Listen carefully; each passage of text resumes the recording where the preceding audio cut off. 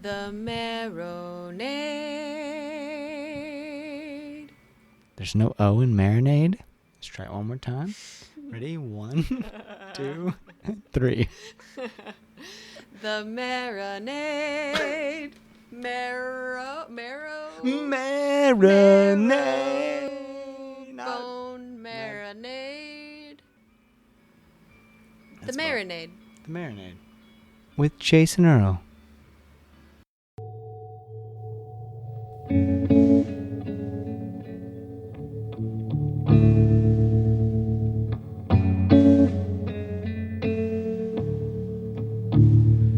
I've been hungry like a stray dog in an old abandoned town. Went running just for running's sake, 'cause I couldn't settle down. I have dined with kings and princes, been granted all 3 wishes. They just left me wishing I had more.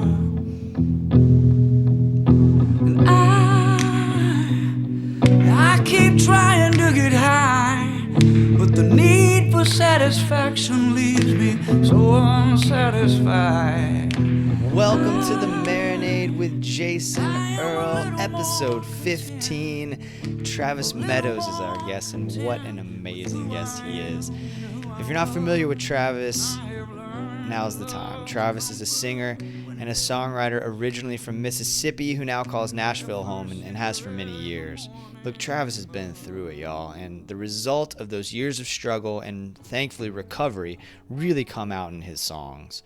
Travis has written songs for Wynonna Judd, Dierks Bentley, Blackberry Smoke, and many, many more. To fully appreciate him, you really have to experience what his childhood friend describes as the spiritual encounter that is his live show. But I also recommend becoming familiar with his outstanding solo records, namely Killing Uncle Buzzy and First Cigarette. At the start of the show, you heard the title track from First Cigarette, and at the end, you'll hear a tune we discussed during the show. It's called Sideways, and I love it so very much, as does Travis. Travis was on tour with American Aquarium. We caught up before his show at Will's Pub, and the show and the conversation were both absolutely top drawer. He's a hell of a nice guy, so fascinating, and I so greatly appreciate his taking time to speak with us. You can find Travis's music anywhere you consume music. You can also go over to travismeadows.com. I love his website. We talk about that during the show as well. He's got some really cool merch on there, really badass t-shirts and posters and all kinds of really cool stuff that you can buy to help support what he does. Ladies and gentlemen, I'm so grateful for this opportunity. Travis Meadows. Toot, toot, toot. Yeah, I think we're all good. Howdy, howdy. Man, I've just been loving that record.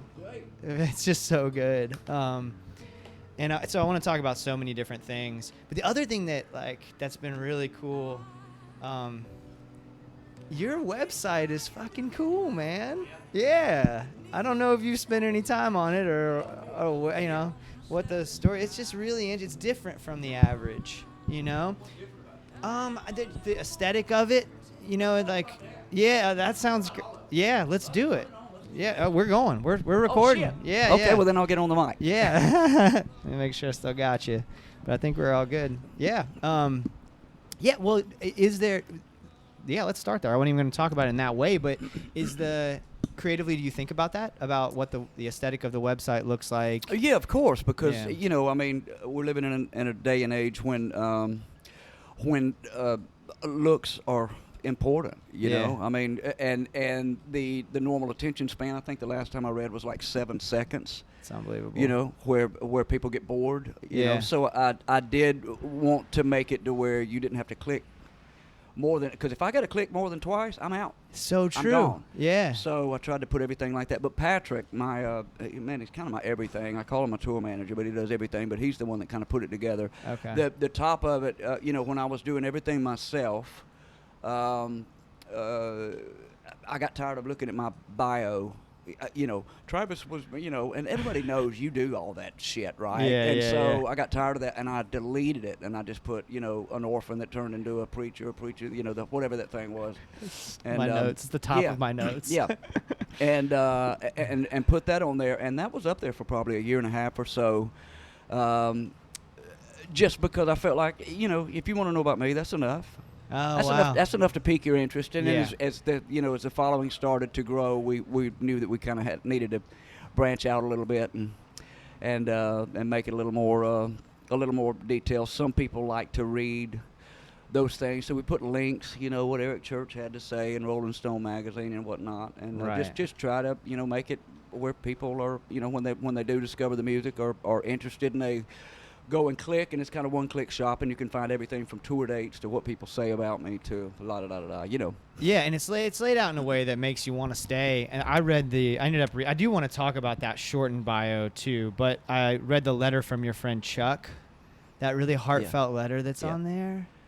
Yeah. Can you say how that came about, why you chose to put that on there, and all that kind of stuff? Chuck was one of my oldest living friends. I have a detachment issue. When things start going south, I just cut and run. Oh, okay. I think because of my childhood or whatever, and so. Yeah. But he's one of those that somehow I just kind of maintained a friendship with for years.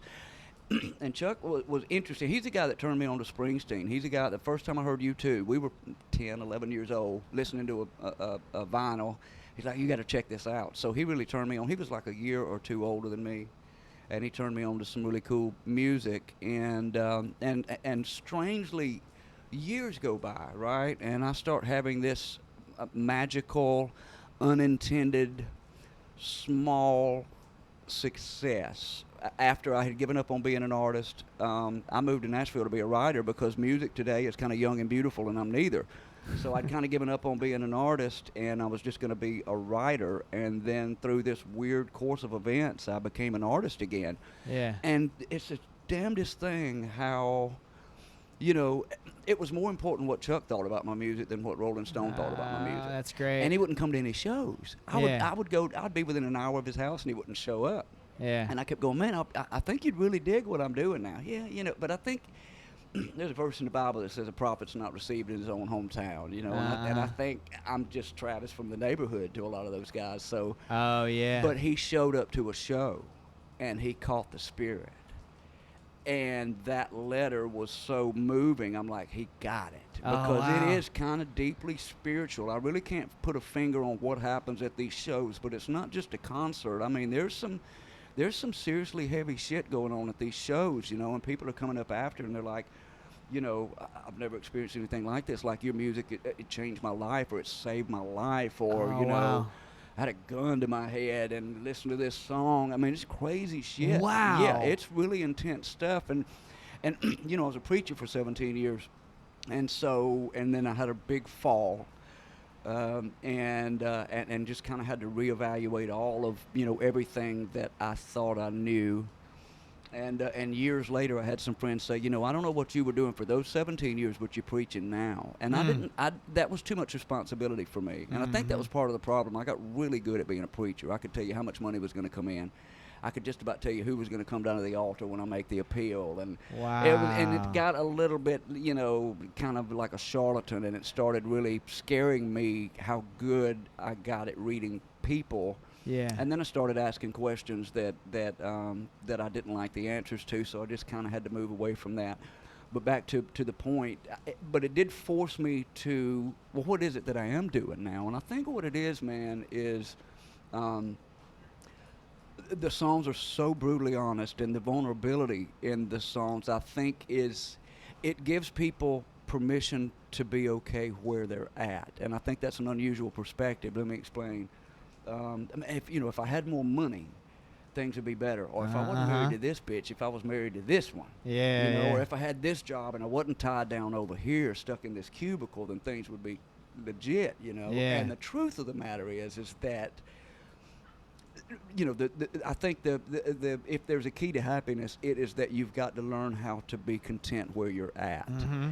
And I think my music and my story gives people permission. Well, shit, if he if he can be okay where he's at, you know, going through all that shit, then man, I've got it made over here. And so, and I think that's kind of a little small peek into the window of what's going on at those shows. You know, people just kind of see that vulnerability and they go, man, I can relate to that, because I used to be kind of a free spirit, you know, and I thought love was the thing that united us all. That's bullshit, man. Suffering, because from the White House to the outhouse, it's going to touch everybody, man. And money can't, you know, you can't buy your way out of that. You know, you can't buy your way out of cancer or, you know, lung disease or, you know, whatever, man. Getting hit by a car, money can't get you out of that, you know. Yeah.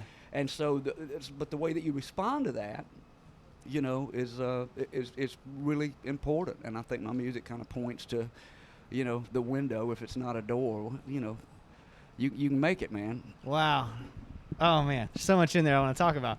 That's beautiful. You seem very present, and you just talked about that idea of, like, being all right where you're at.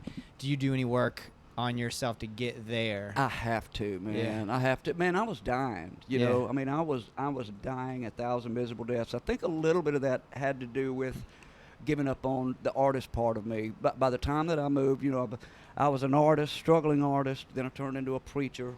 Traveled for 17 years, and the reality was I was a good preacher, but I really was preaching because it let me sing 3 songs, because that's really what I wanted to do, you know. Wow. And in the circles that I was running, a music ministry was not credible enough. You had to speak the word, you know. So I became a preacher, and that took me to 30-something countries and, you know, all over the world, and some of the biggest churches in America. And so by the time that all fizzled out, and I just said, I can't do this anymore, I was 38, and I moved to Nashville. Well, I'll just be a songwriter. Yeah. And had given up on being an artist. And I think a part of me, that part of me started starving to death, you know, and I think that's kind of part of what contributed to the downward spiral, you know. Were there environmental factors there, too, in terms of, like, so I'm picturing you moved to Nashville, you're 38, and you got like a publishing deal where you're sitting in a writer's room kind of thing. Yep. Everything that I wanted was happening, but I was going through every kind of crisis that you could go through. I was going through a midlife crisis, a marriage crisis, a financial crisis, a spiritual crisis, a career crisis, all at the same time. And I just couldn't handle it, man. And so I went back to my first love, which was drugs and alcohol, and just rode that pony as far as I could ride it, you know. Right. And it almost killed me. And then what was there a moment? We all have that. I guess I say we. There's always that bottom. You know? I had several. You know, I started asking for help. You know, previous to the last time to rehab, but it took me about 6 years to get 9 months. And so I would go in and I would try real hard. You know, at first I just wanted to go learn how to drink like normal people. You know, if I could just drink 2 drinks and stop. Yep. You know, and that's just not. That doesn't work for me, because it's all or nothing for me. You know. And so, so I would go back out and I would, you know, I'd do the deal. But even though I lost the, how do you say that in a non-AA lingo? Even though I lost the time, you know, like let's say I'd have 14 days. Okay, I lose that 14 days, but I keep the information that I learned for that period, right? Oh, wow. And so 6 years into that, you know, I keep getting information, I keep retaining it, being present, you know. But drinking obviously does not work for me, you know, and slowly but surely I went to rehab 4 times. I went to jail twice. That last trip to jail was it. I'm done. I remember walking in and they take you to a nurse to make sure that, you know, everything's cool, and I just started crying, like weeping, ugly crying. And she said, "What's wrong with you?" And I didn't know what to say. And I said, "I'm an alcoholic," you know. I didn't know what to say. Yeah. And she said, "You're not an alcoholic." I said, "Take my pulse. I'm detoxing right now." And she took my pulse. She said, "Shit, it was 188 beats a minute." She said, "Take this pill right now so we don't have to take you to the hospital." Wow. Yeah, I was going into cardiac. Alcohol will kill you when you're getting off of it, man. Yeah. It will mess you up. So how, I imagine that your mind opens up a little bit then. I mean, did you have to relearn sort of the songwriting process? It was challenging at first, doing everything sober. By Yeah. that time, I don't think I had played any shows sober in probably 6 or 7 years. Oh, wow. Had not played at all in probably 1 or 2 because it got so bad I didn't even leave the house hardly. I would sneak into the publishing company and write a song and leave so nobody would see me. I'd be drinking the whole time because I had to drink because I'd be shaking so bad if I didn't. Yeah. I'd keep some vodka out in the hot car under the seat, and I'd start shaking real bad, and I'd run out and tell them I'm going to go pee, and then I'd run out and slug some hot vodka Oh, my sitting in God. the sun and kind of take the edge off and run back in, and Yeah. that went on for a long time. It was just ugly, man, and that kind of chaos, it just finally wears on you. So, yeah. Well, I'm glad you came out the other side, Me too, man. brother. Yeah, that's great. On the new record, I'm thinking about the times that you spent in those writers' rooms or in the, with that publishing deal. The new record, if I'm not, correct me if I'm wrong, the first song is only written by you, I think, Sideways. Yes. Right? Correct. And then the others you co-write with somebody. Most of them, I think, Doing All Right, or A Guy Like Me, I wrote by myself as well. Yeah. Do you prefer writing with other people, or is that just how it worked out? Well, Nashville has a co-writing culture, so it's just kind of part of the deal because there's so many people recording, and traditionally you can write a song quicker with a little help. And so they'll book you, Thursday 10 o'clock with so and so. He's had cuts on this guy and this guy and this girl, and I've had cuts on this one and this one. So you meet, and it's kind of like dating. You light the candles and hope it works. And I mean, you're dealing with the best writers in the universe. So Right. or that I know of. Maybe I should say the world. Sure. Great writers. And so so it's some alien out there going like, yeah, who does this motherfucker think he is? is? What are you dissing us for? Yeah. You ain't got shit on us. So the planet Pluton is made of writers. But yeah, so but I feel like a lot of times you can lose some identity in a co-write if you're not careful. But I'm heavy-handed. Like when I know where I want it to go, I'm not going to let somebody steer it where it shouldn't go. In the beginning, that was a struggle because you want to be nice, but I also, kind of know the ropes a little more than when I first started, and so there's a trust thing with some people that I really know and trust, and we kind of push towards a common goal. The great thing about co-writing is it'll take you somewhere you never even thought about. That's awesome. Yeah. The bad thing about co-writing is it'll take you somewhere you never wanted to go. Yeah. So it's kind of a toss-up. You kind of got to let go. Yeah, you gotta let go a little bit. But sometimes the idea is worth fighting over. I don't have to struggle with that when I'm writing alone.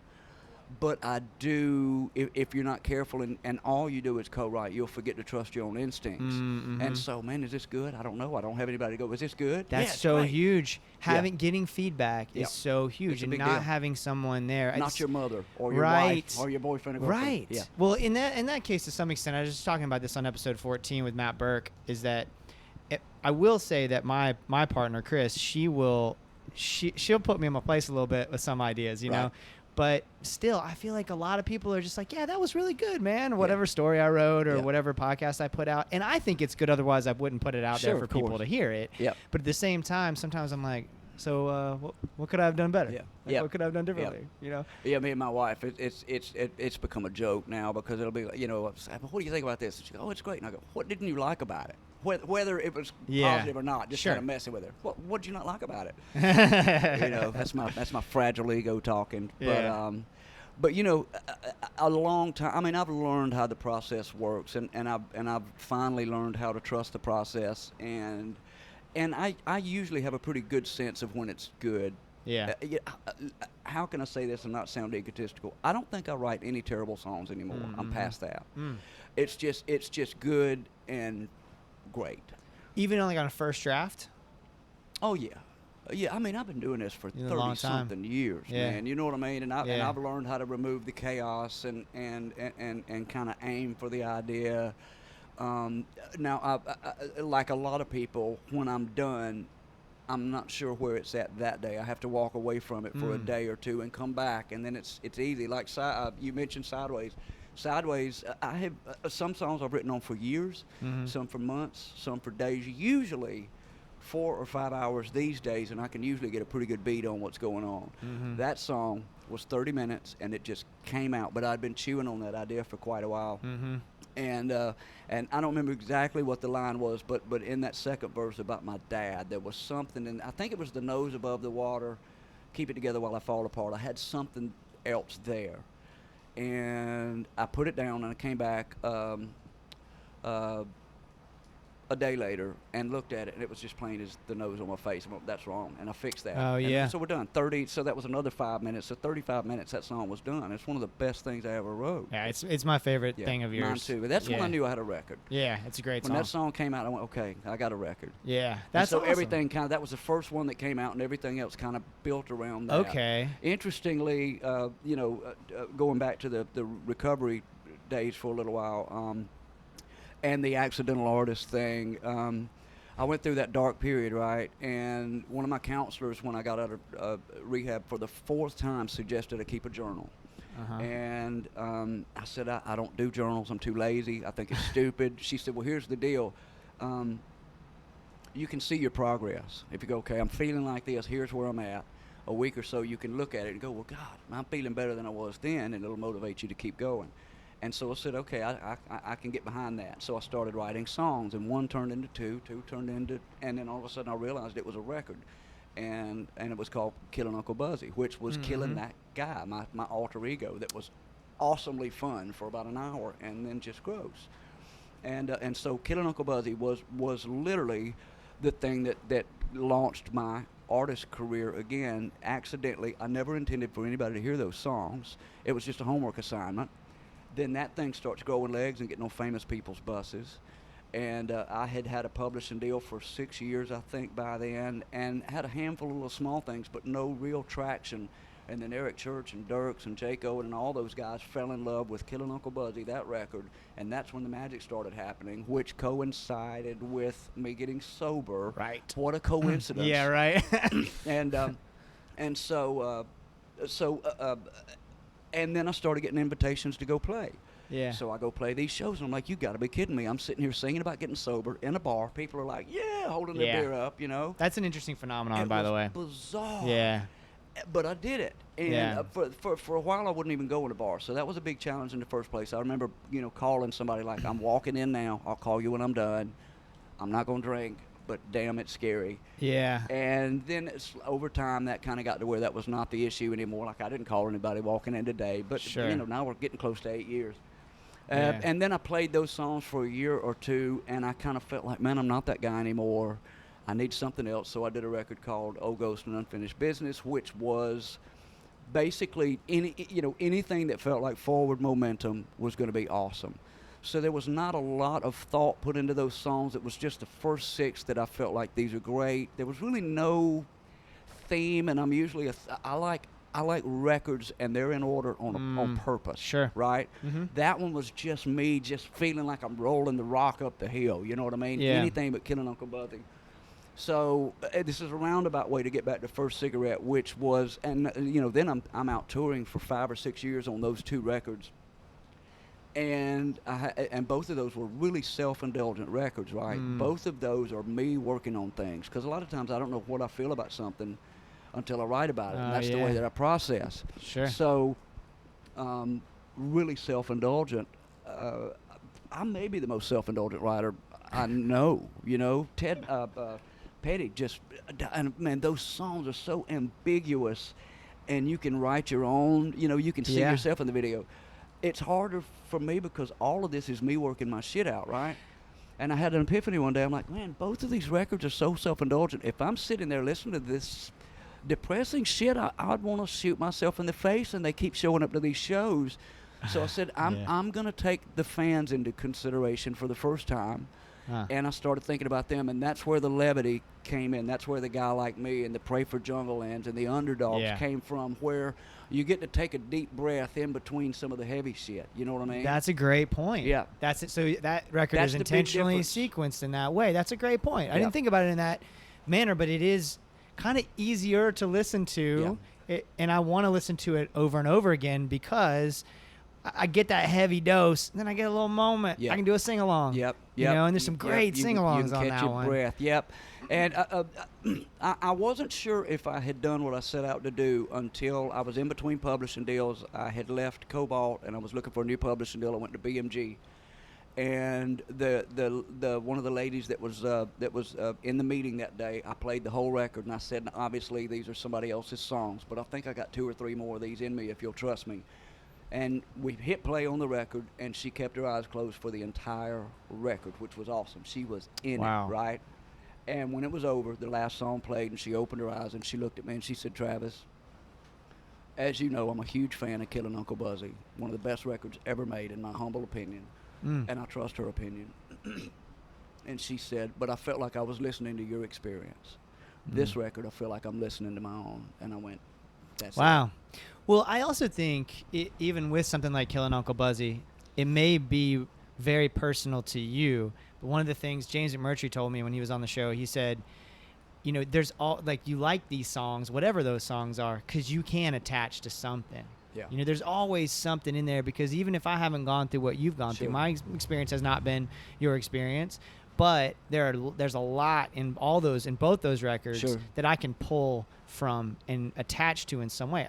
Otherwise, it is tough to listen to records that you can't. You can appreciate the quality of the record, but if you can't in some way relate to that experience, it is difficult to really get deep in it. It's funny because you know, looking back on it now, most of the comments, the people that are listening to that are going through their own personal storm now, and that's when it really hits the sweet spot, you know, for them. Because I get a lot of that, man. I mean, that record, I was going through, you know, my wife died, or you know, lost a child, or I mean, some heavy shit, and those songs apply. And that was really hard for me at first, because it was just me getting sober, right? It was a homework assignment. It wasn't me trying to save somebody else's life. I didn't give a shit about somebody else. I didn't want to die because I got a kid, right? But now looking back on it, and the gift that kind of keeps on giving, it saved my life, and now it's reaching. I mean, people are playing those songs in treatment centers all over America. That is an amazing gift, right? Yeah. And Barry Dean, who helped, I always say he kind of helped land the plane, Killin' Uncle Buzzy, because we had the record about half done, and we weren't sure what to do, because nobody's going to listen to this. The publishing company was jerking us around. Every time one of the big writers would come down and need the studios, they'd boot us. Yeah. Like, we need the studio for guys that are making us money, so, you know, so I'm doing 30 minutes at a time here and there or whatever.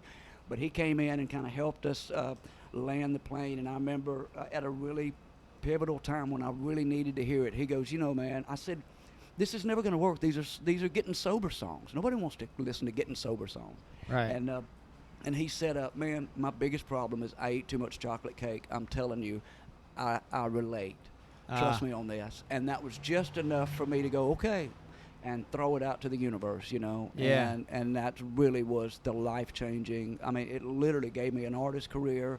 Got me, you know, some credibility in Nashville, where I was pretty much had ruined it for being just a drunk. I'd show up to co-writes and just pass out. It was horrible. Oh, wow, yeah.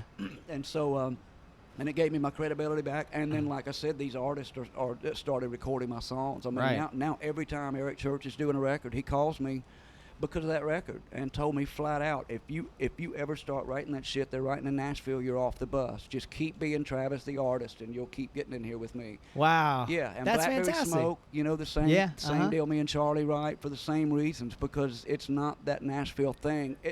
So at the end of the day, I'm kind of, you know, the game that I play with a committee in my head now is the last thing Nashville needs is another fucking song. Yeah. Right? We don't need another. We could quit, and they wouldn't even know we were gone for 10 years. We don't need another song.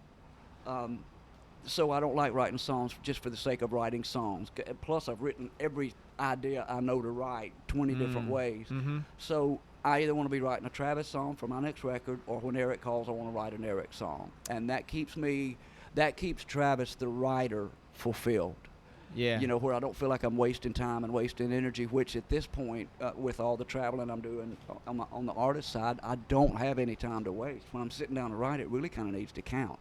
Is it can you write on the road, or do you need that room to go to? Some people can. I can't. Yeah. I just can't. I do get some decent ideas sometimes because there's a lot of driving. Yeah. But the actual sit down to it, I've not found how to do that yet.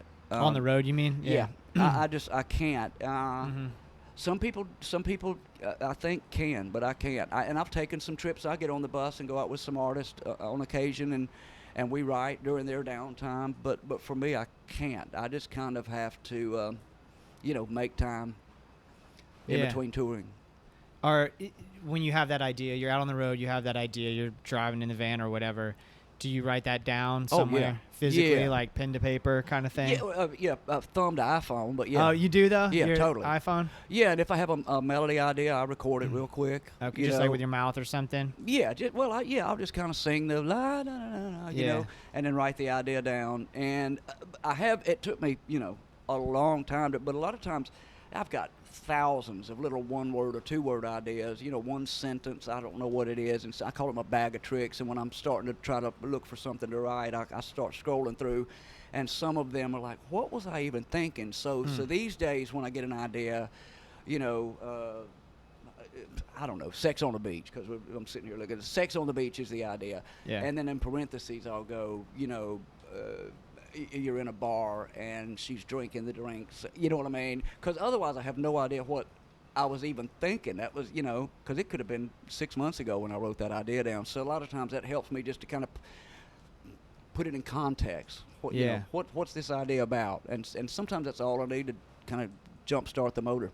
Oh, I love that. Yeah. I wonder whether, because when I write constantly. Like I'll have an idea. If I can have a space, if I'm not right in the middle of a conversation like this or something, then I'll sit and write it down, and then I'll move about my day. I always have a little journal in my back pocket, make sure I'm ready to go just in case.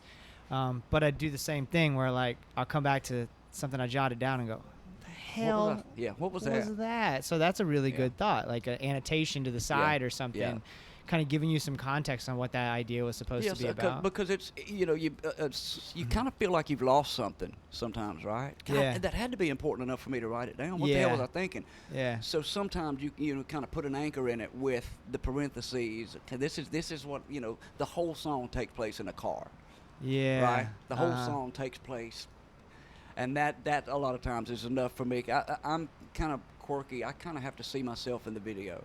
Right, when I'm writing a song, because I've written myself in a corner so much. This sounds cool, and when I get a verse, I'm like, what the hell does it even mean? So I kind of have to see the video before I start putting the pieces of the puzzle together. So the video in your mind's eye, like not physical filming a video. Or no, just in my mind's eye. Yeah, because man, how do you even approach that? Like. Because sometimes you're kind of freewheeling, right, and you're playing, and these words kind of start coming out, and they sound really cool, but there's no context. And you get two really great verses, and you have nowhere to go with it, and it's just kind of disheartening. Like, I just wasted all of these flowery, wonderful words on something that I can't finish. Right. In my defense, a lot of those I'll just take them and kind of stick them somewhere else, because a lot of that stuff, is gold. Yeah. But it's a lot easier for me to have the context and to kind of see, okay, the whole song takes place in a car, Pray for Jungle Land. The whole thing's in a car, right? And you're riding up and down the road, and your whole world revolves around Friday night, and you're 18, waiting on a Springsteen song to come on the radio. Yeah. Give me that much, I can write a song. That's beautiful, man. You mentioned that if Eric Church calls, you're picking up that call. You're gonna write with him, yes, or for him. Who else? Who else is like? Are you listening to or consuming? It's going to sound horrible, but I don't listen to a lot. Yeah. I don't, because I try to keep myself busy enough that I don't know what anybody else is doing. Oh wow. Yeah, and it's a detriment in some ways, because I don't know what's young and current and awesome. Yeah. But I certainly know I'm not stealing anybody's ideas. Stealing anybody's ideas because you're not listening. Yeah. Oh, that's interesting. And then I've been doing this so long. We get into music because we love music. Sure. And then the business of music will kind of steal the soul of it if you're not careful, and it's not fun anymore. And I don't want that to happen. So, for pleasure, the guy cuts grass. What's the last thing he wants to do when he gets home? Cut his grass. Sure, I know guys that cut grass for a living, hire somebody to do their own because they don't want to do it. Yeah. So music is so much a part of my life that sometimes to get away from that, for entertainment, I'm not listening to music. So is podcasts? Okay, that was gonna be my question. Podcasts, like, what else? Classical music, no words. Okay. Because I'll critique. Yeah. You know, God, they missed that idea so bad, man. Right. Is there a particular composer that you listen to? Classical? No, I mean, my favorite is probably Mozart. Okay. Yeah, love that. What about podcasts? Favorite podcast? Joe Rogan, man. Really? Joe Rogan is I'm on a roll. Interesting. What is it you like about Rogan's show? He's so balanced. He's so balanced, and he's smart.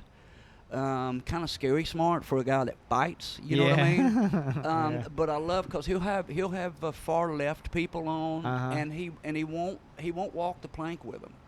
He'll have far right people, and he won't walk the plank. He'll be like, yeah, but, and I love the centrist, because I don't even try, because I'm not going to talk about elections. Yeah. I'm not going to do it. But when the election cycle rolls around, I listen to the Democrats and I listen to the Republicans, because I feel like truth is found somewhere in the middle, because Sure. both of them some bitches are lying. Sure. You know what I mean? And Yeah.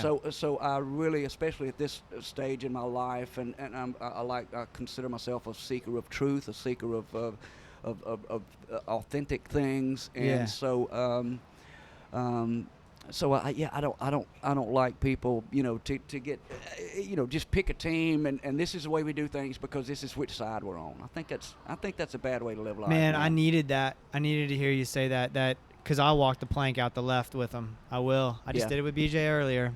Yeah. I did. And I do it a lot. And I'm sure people listening right now are like, yeah, you sure as hell do. Yeah. I mean, but if you're paying attention, and we're definitely going to gravitate towards our circle of influence, Sure. right? You're just going to do it. Yeah. Facebook knows it. That's why Yeah. I bet your feed looks different than mine. For sure. You know what I mean? For sure. And they know that, and that's part of the thing that bothers me. Yeah. That's what bothers me. They know, based on what you're looking at in Google searching, and Yep. I bet he would buy one of these. That's I bet what- he would be interested in this article. Yeah. That bothers me. I don't want them to be able to just go, well, he's a lefty or he's a righty. I want them to have to work at it. You know what I mean? Yeah, I'm with you, and that's one of the reasons I stay off of the computer altogether in the mornings. Yeah. I don't start my day off with it. It's good for you, man. It'll pollute the rest of your day, man. It will, and I notice how much happier I am and how much clear-headed I am. Now, the rest of my day is full of internet, of course, but those first 2 hours is my commitment. Yeah. Now, I've sucked at it the last couple of days, to be perfectly honest, but gearing up for, these conversations Sure. and making sure that I'm, ready, but for months there, I was really, really good about it. Yeah. I I kind of peel myself off of the socials pretty much altogether, because I started drowning. I started drowning a little bit, man. I mean, Yeah. and I've noticed I'm so much more happier, and I'm still informed. I'm just not inundated with a 24-hour news cycle, Yeah. and people's opinions of what they really don't know shit about, but Right. they act like they're experts. I'm kind of remove myself from that, and it kind of frees me up to kind of make some of my own opinions, and but if you're not listening to that, man, honestly, none of that stuff. I better not say that. Things are never as bad as they make them. Yeah, It's I'm just, with you. You know what I Yep, mean? I'm with you. The world's not blowing up, and we're not dying. I'm with you. Yep. And fear sells, brother. It does. Fear sells, Yep. and we're buying. Violent crimes at all-time lows. Yeah. Fewer We're wars living than longer. anywhere. Shit, we're living way longer. past 80. I mean, Yep. we're doing better than we ever have. Yep. It's just we're paying so much more attention. It's scary as shit. Yep. That's a good place to end it. Yeah. Travis, thank you so much. My pleasure, This was man. a great Yeah. conversation. I can't wait for the set tonight, too. It's going to be great, man. Thanks so much Awesome. for your time, Thank buddy. You so Thank you. much. Cheers, man. Great.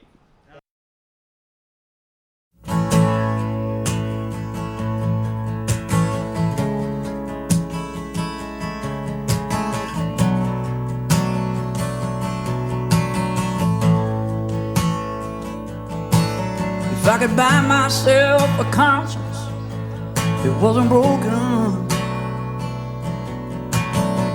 Mend every fence I drove my hard head through.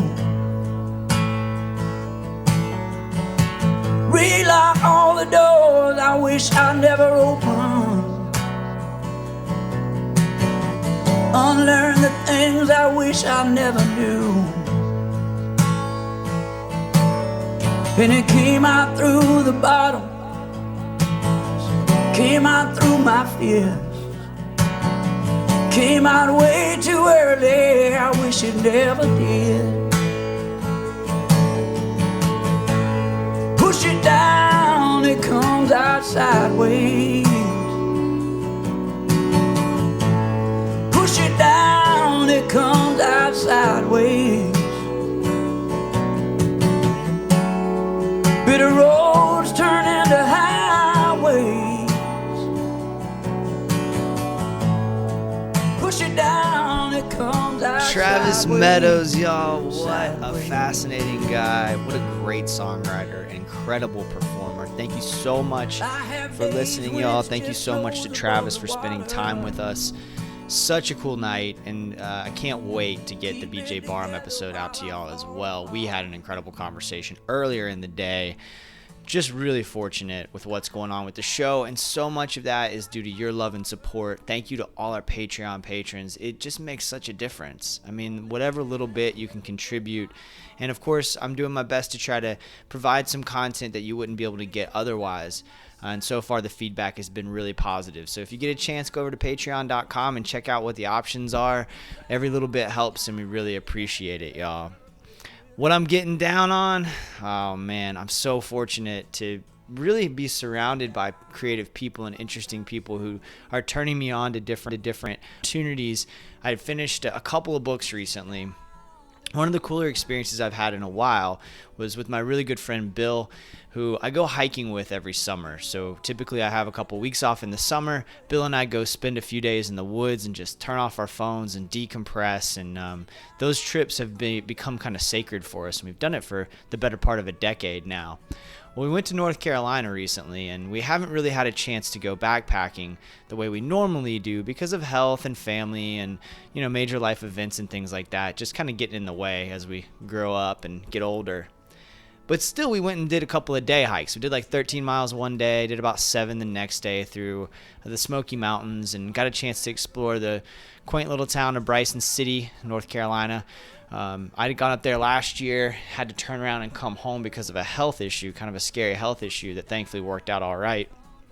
And I kind of wanted to revisit it, you know, and see what was going on up there. Well, Bill and I are talking about the trip, and something came up where I told him about the book Endurance, the one that Science from an Easy Chair, Have Gun Will Travel's outstanding record is based on, and the book that I've talked about a couple of times on the show. And I described the sort of plot of the book, and he goes, "Oh, Endurance?" Which just totally blew my mind. Here's one of my best friends. We have not discussed this book at all. He does not listen to Have Gun Will Travel, or at least he didn't until this trip. And he's reading the exact same book.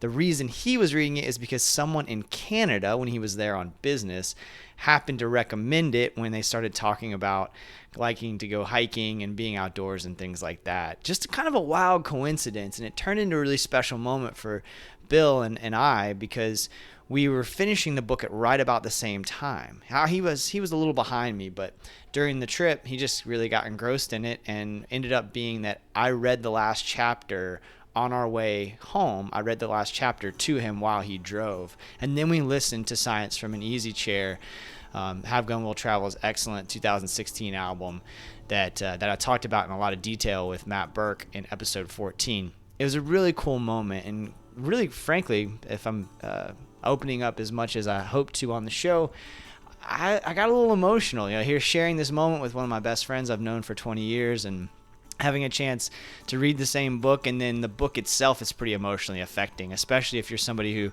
spends some time outdoors or has an adventurous spirit at all. What I'm also getting down on is Micah Schnabel's excellent first novel, Hello, My Name is Henry. The title is the same as a title of a song off of his excellent record that he released just last year. Just really, really fantastic book, and a great solo record from Micah. He's going to be on the show again. He was episode 3. He's going to be on the show again. I recorded with him just about 2 days after I recorded this particular episode, so I'm stoked for that. Also, Treeborn by Caleb Johnson. Man, this book is great. It's actually mentioned, if you've heard the Lee Baines episode, it's actually mentioned in the Lee Baines episode. Lee talked about the fact that he helped Caleb kind of edit it and talk about and kind of talk through some ideas. The book is beautifully written. Caleb's got a real gift and clearly works hard on it. I'm gonna try to see if I can reach out to Caleb if we're ever in the same town and get him on the show. This book is just blowing my mind. I absolutely love it. I've also been listening to a couple of things, but the thing that's really got my attention is Garrett Capps. Sarah Shook of Sarah Shook and the Disarmers tweeted or posted it on Instagram or something about this guy, and I'd heard his name before but never really spent any time with his music. Elos Lonely Hipsters is the name of the record I've been really digging, and I highly recommend that particular record. Great songs, really kind of a different approach. He comes at it from a different angle, and I really dig what he's doing. 2 podcasts I've been just absolutely loving. The Malcolm Gladwell's Revisionist History. I've mentioned it before on the show, but the 2 about memory are really fantastic, and then the most recent episode is also awesome. And then I love the show The Treatment with Elvis Mitchell. He talks to actors and filmmakers and just people involved in film. And Louis Anderson is on there. He talks a lot about some really heavy concepts around gender and around sort of body issues and identity. And it's just a beautiful conversation. And Elvis Mitchell is one of my interviewing heroes anyway. Thank you all so much for listening. Thank you to Travis. Thank you to Patrick and Brenna, who both work with Travis and made this happen. Thank you so much to my good friend and my favorite photographer on earth, Jen Ross of Jen Ross Photography, for capturing incredible images of Travis that you'll see on the website. And then also she got some great photos of American Aquarium. BJ returns to the Marinade, y'all. BJ Barham in a couple of weeks. Can't wait to get that one out to you. We got a bonus episode on marinadepodcast.com with Casey Anderson that I'm really proud of. I think it turned out really well, as well my review of From a White Hotel, his new record that'll be out July 27th. Can't say enough about that one. Thank you so much for all your support and for listening. Marinade Podcast, at Marinade Podcast on Twitter, Marinade_podcast on Instagram, marinadepodcast.com. Shoot us an email, marinadepodcast@gmail.com. I appreciate all the interactions that we've had with fans of the show recently, and please keep it coming. Feedback too, if there's something that you feel like I can do better, or if there's something you really particularly enjoy about the show, it really helps to hear that kind of feedback. And thank you to those of you who continue to engage, especially on Twitter. Cheers, y'all.